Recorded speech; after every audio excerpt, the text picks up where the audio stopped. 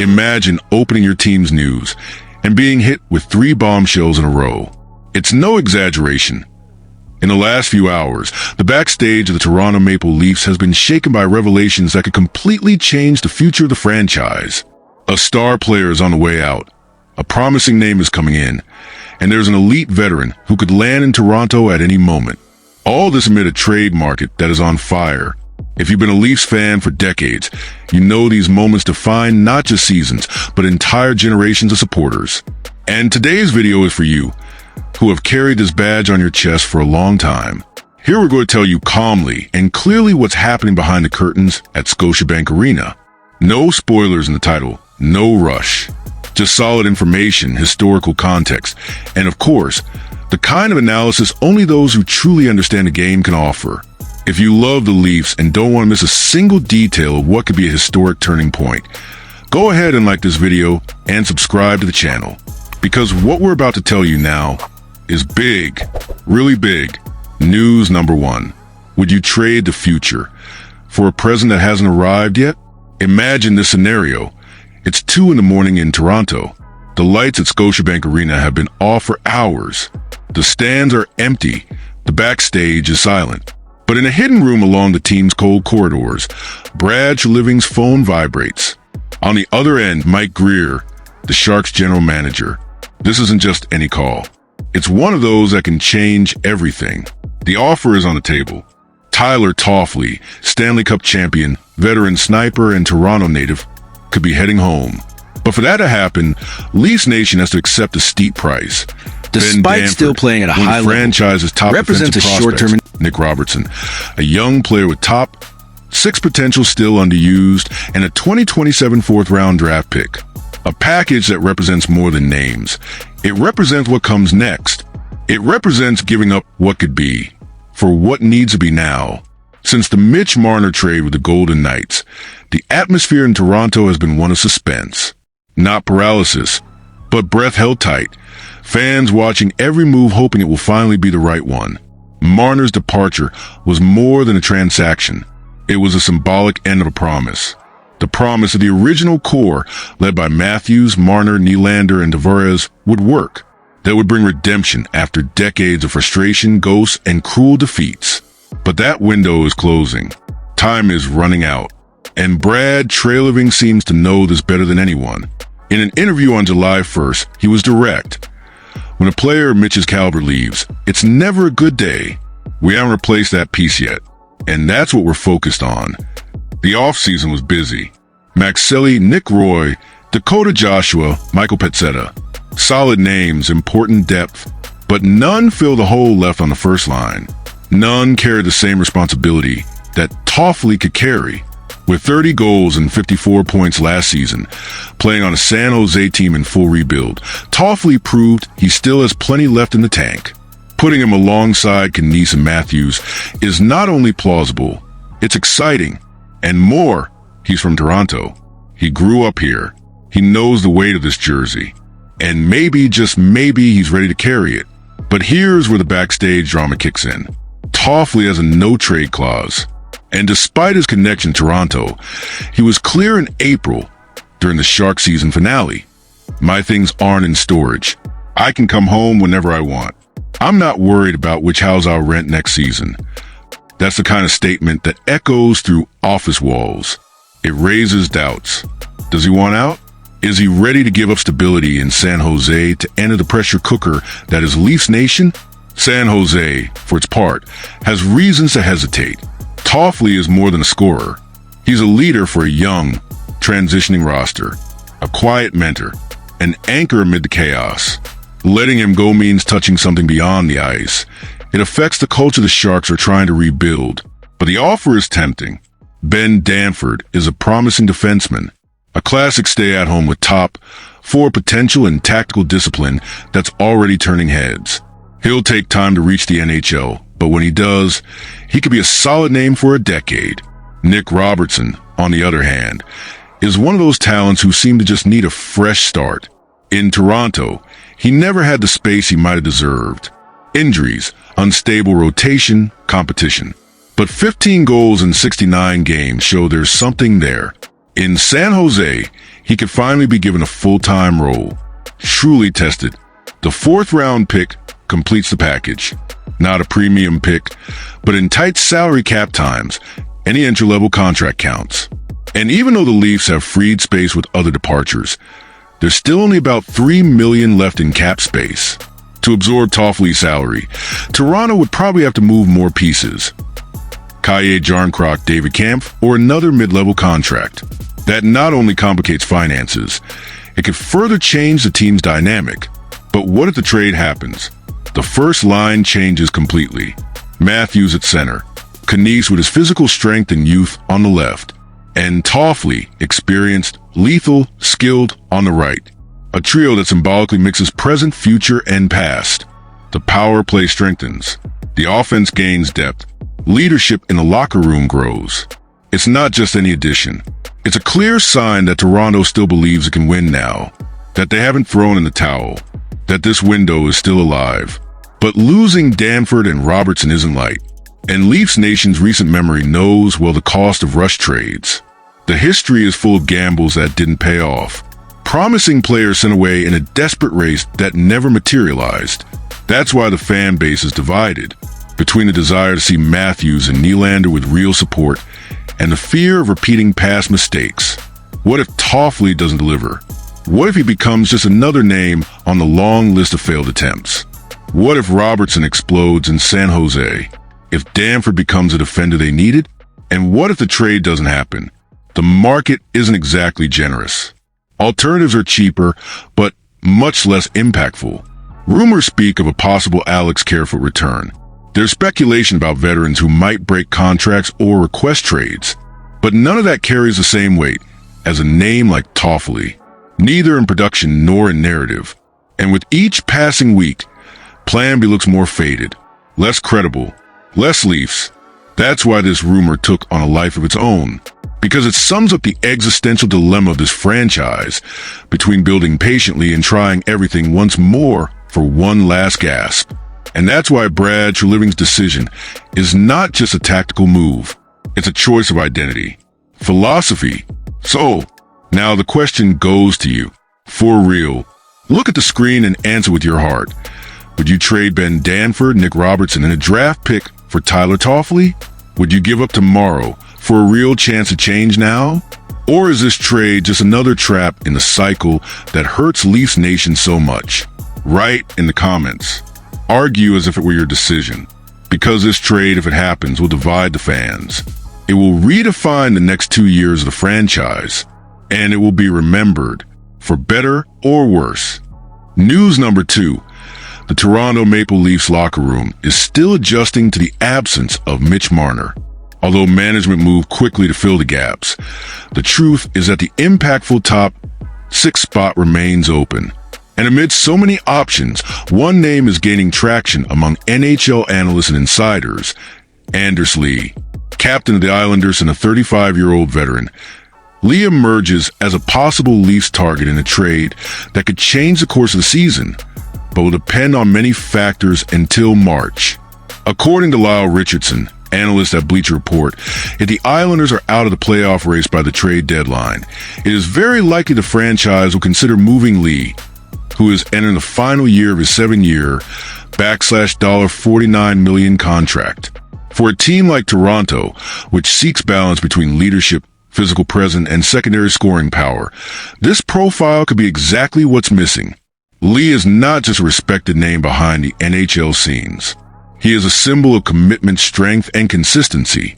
Standing 6 feet 3 inches tall and weighing over 230 pounds, he imposes himself in front of opposing goalies with the confidence of someone who has done it for over a decade. And even on an offensively limited team like the Islanders, Lee still managed to score 29 goals in the 2024-25 season, totaling 54 points in 82 games. A notable number for someone his age on a team not among the league's most lethal.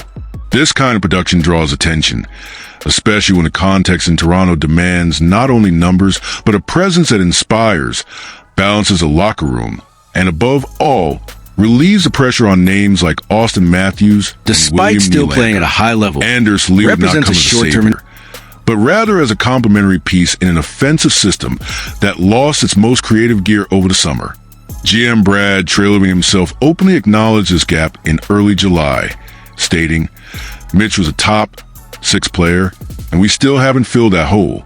That's our priority."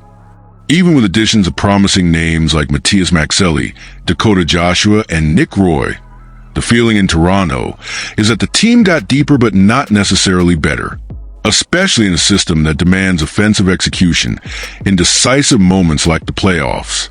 That's why the bet on Lee makes so much sense. He would bring not just depth but immediate impact, along with solid postseason record, having played 46 playoff games. And best of all, without demanding an outrageous package to be acquired. Richardson's assessment is that the Leafs could make the trade feasible without compromising the future, perhaps offering a second-round pick in 2026 and a depth player like Max Domi. That, of course, assumes Toronto continues managing its salary cap space, well, something that has been done with discipline since the start of the offseason. And also that Lee agrees to be traded to the Leafs, as he has a no-trade clause in his contract. Still, the scenario doesn't seem out of reach. Toronto's management dilemma is clear. After an offseason deemed mediocre by ESPN analysts with a grade of C+, the team needs to respond. The Marner trade to Vegas, which brought only Nick Roy as a centerpiece, was a harsh technical and symbolic blow. Although the franchise tries to look forward, the general feeling is that the team has regressed, and this perception weighs heavily. There's no avoiding it. The Leafs are a worse team without Marner, road analysts Ryan S., Clark, and Kristen Shilton. Treliving brought in bottom 6 players like Petzetta and Maxelli, but none come close to replacing what was lost. This is the root of the urgency. Even with the roster still projecting a playoff spot, the question looming over Toronto is deeper. Will the team just compete, or will it really fight? To answer this, the Leafs will need more than resilience. They will need solutions, and this is where Anders Lee could fit as a safe bet. At 35, he knows he doesn't have many windows left to compete for a Stanley Cup. A move to Toronto, a team that still dreams big despite its historic ghosts, could be the perfect marriage of urgency and opportunity. On the ice, he would fit perfectly alongside Nylander or Matthews on the second line, providing finishing, puck protection, and physical presence in the offensive cycle. Off the ice, he could be a leadership pillar in a group still searching for maturity in crucial moments. It's no coincidence Lee served as captain of the Isles for so long. He carries the poise that has often been missing from the Leafs in high-pressure situations. Of course, everything will depend on the performance of both franchises until February. The Islanders would need to let go of their cornerstone. Toronto would need to be well-positioned enough to justify trading future assets. But if the paths cross the right way, this negotiation could represent more than a reinforcement. It could symbolize the moment the Leafs stopped patching things up and finally started building a roster capable of winning. Until then, Anders Lee's name will keep circulating in NHL backrooms. And Leafs Nation's eyes will remain watchful, hoping that this deadline brings more than promises, brings presence, brings impact, brings someone like Lee. News number 3. Imagine the following scene. Scotiabank Arena is silent, and on the big screen, in large letters, appears the headline that breaks the internet at the heart of Leafs Nation. Dougie Hamilton is a new reinforcement for Toronto. One of the most impactful names among NHL defenders could be on his way to Canada in a trade that involves much more than just numbers and contracts. It involves identity, ambition, and almost desperate attempt to change the destiny of a franchise that lives between frustration and expectation.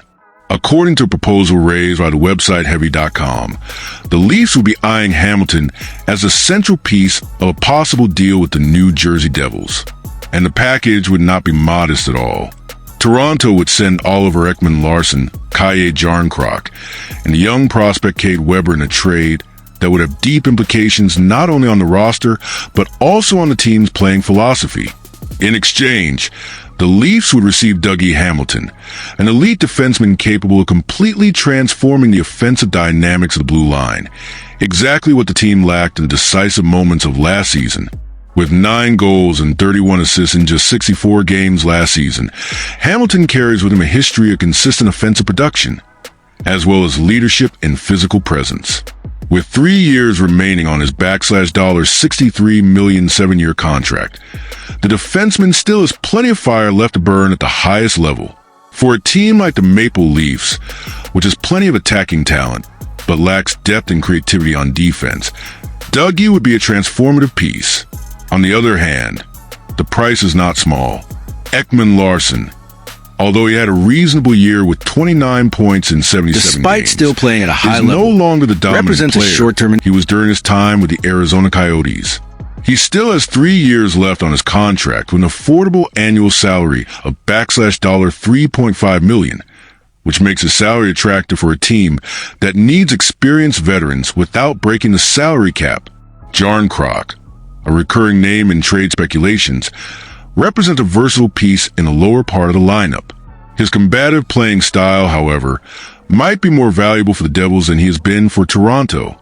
And Weber, despite still being a developing prospect, has shown signs that he could contribute in the near future, especially on a team like New Jersey that values youth and speed.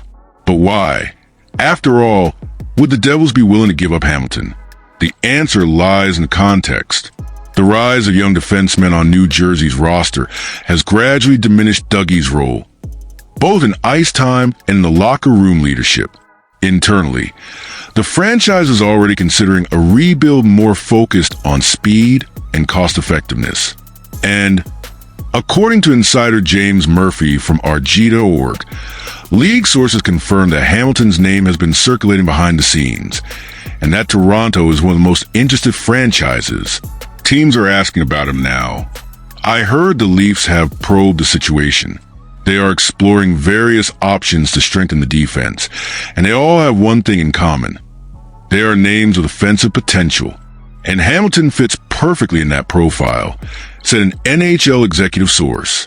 Hamilton's arrival would bring back something the Leafs haven't had since the days of Tomas Kaberle, a defenseman capable of controlling the offensive game from the blue line with confidence, vision, and power play lethality. He would be immediately placed among the team's top 4 defensemen, and could even become the technical reference in a sector that Brad Treliving, the current general manager of the franchise, has been trying to rebuild since taking the job. Since Treliving's arrival, Toronto has been investing in size and physical presence on defense, but it still lacks that piece that combines tactical intelligence with offensive production. Treliving, in recent statements, said he likes the current group, but left the possibility of changes open. I like the composition of our defense. We have length, physical presence, but we need to improve on transition, exit the defensive zone better, and we need more offensive production from our blue line. I like what we have, but we cannot be inflexible.